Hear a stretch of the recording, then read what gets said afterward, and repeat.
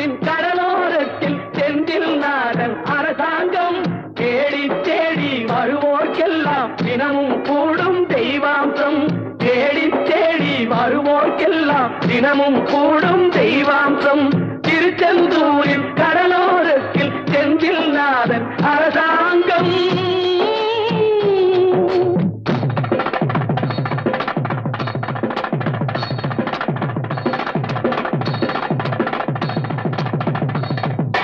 அசுரரை வென்ற இடம் அது தேவரை காத்த இடம் ஆவணி மாசையிலும் வரும் ஐப்பசி திங்களிலும் அன்பர் திருநாள் காணும் இடம் அன்பர் திருநாள்